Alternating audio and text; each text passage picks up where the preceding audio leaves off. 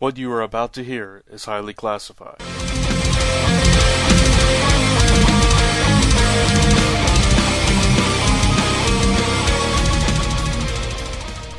Welcome back, everybody, to Zone 4 one more time. I am Brant, aka the Gonzo Goose, back with another Marvel Now #1 review, this time with Avengers Arena #1 by Dennis Hopeless and Kev Walker. Now, before I get into this, anybody that's listened to Zone 4 or whatever has heard me kind of joke about this particular book. We kind of bagged on it a little bit. It's Secret Wars meets Hunger Games, yada yada yada, blah blah blah, and all that stuff. But honestly, I have to say that this book really impressed me. What can I say? I enjoyed it from cover to cover. It was fun and intense and humorous and beautiful. So Dennis Hopeless let me down with Cable Next Force. Actually, it was more it wasn't really his dialogue that let me down. It was just the basic story and the art. Here, Kev Walker's art is fantastic. It's very dynamic. It's very powerful. It really gets across the emotions, especially on the intense scenes, on the action scenes, and the facial expressions and everything. Basically, for anybody that doesn't know what this book is, it is more or less Secret Wars meets Hunger Games. And basically, Arcade takes a bunch of teen heroes to Murder World and sets them loose and tells them, at the end of 30 days, there's going to be one of you left. And he's like, I'm not going to make you kill each other, but you're going to. So, he's playing these kids against each other. He's trapped them here. He is incredibly powerful.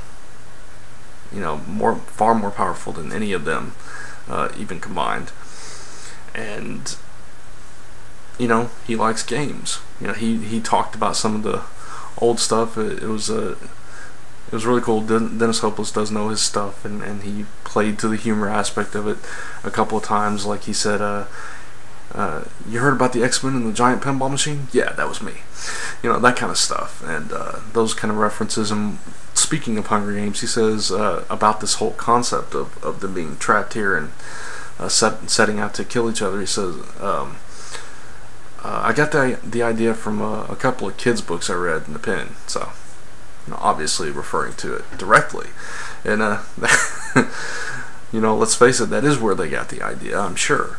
So, they're fully showing their hand, though, and freely admitting, yeah, we snatched this idea, but we're putting our spin on it, and we're going to have fun with it. And this issue opens up on day 29. Now, this is a 30-day game.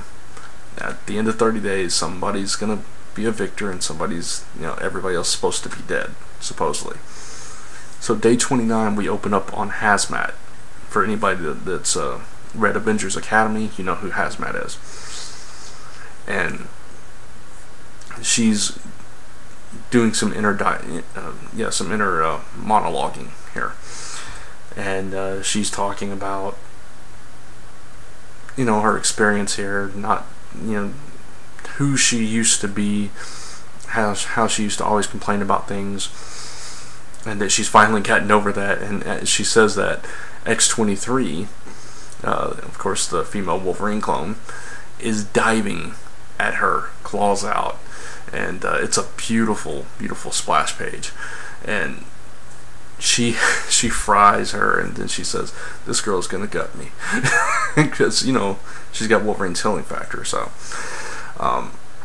and then it shifts to 29 days earlier, day 1, when they are taken, and there's some interaction with Hazmat and Metal, who are an item, and kind of a romantic thing. And you see some of the other kids. There's a couple of them playing ping pong, and there's some others working on a giant robot, and so on and so forth. So then all of a sudden, snap, and they are hanging, suspended up in the air. They can't move, and Arcade is in the middle of them explaining how he,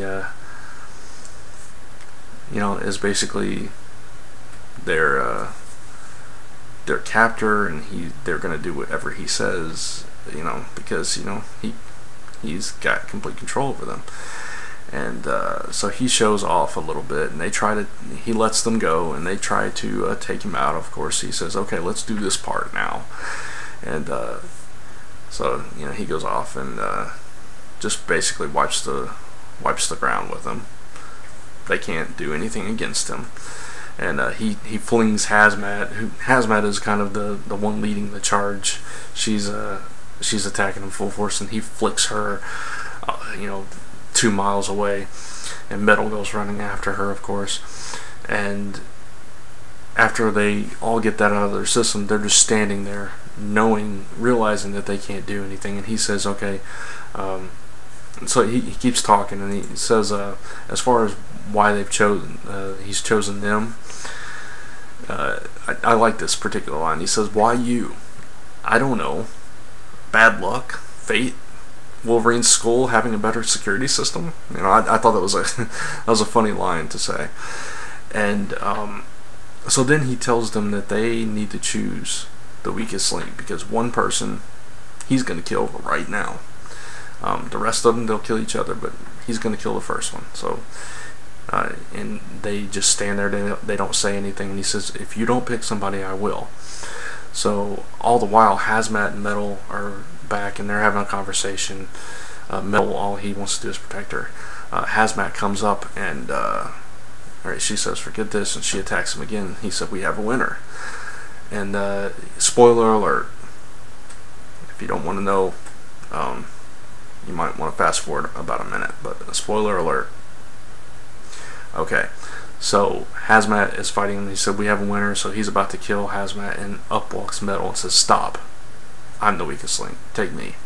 And he says, okay, and he snaps his fingers, and Metal explodes, kills him right there on the spot, and the blood shatters all over Hazmat's mask, and the look on her face, that distraught look and that hopeless look, pun intended, I guess, with Dennis Hopeless being the writer.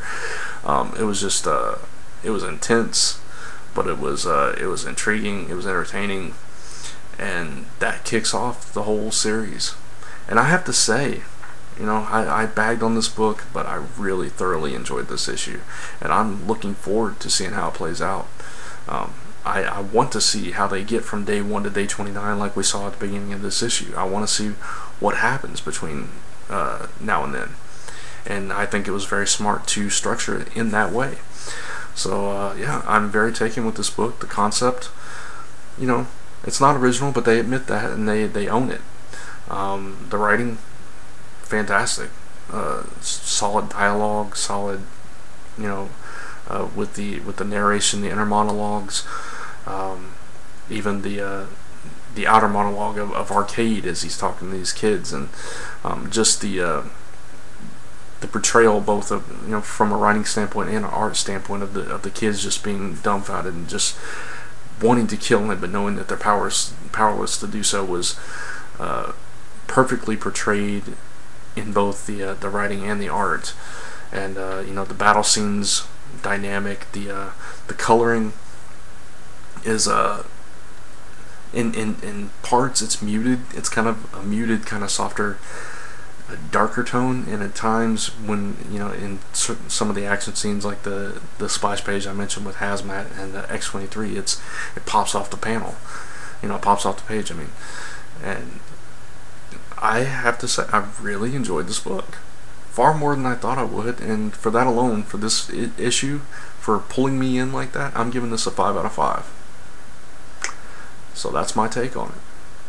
Check it out. I encourage you to at least try out the first issue, and if you're not hooked, then we just have different tastes. So that's going to do it for this review, and check back with me for another one very soon. Check out zone4podcast.com. Subscribe. Yeah. to this channel. Subscribe to Dark Adventure Inc. Watch my reviews and everybody else's reviews over there. Check out comicrelated.com every day for your daily comic news fix, podcast, webcomics, all that good stuff. And, well, have a good weekend. Thanks for watching.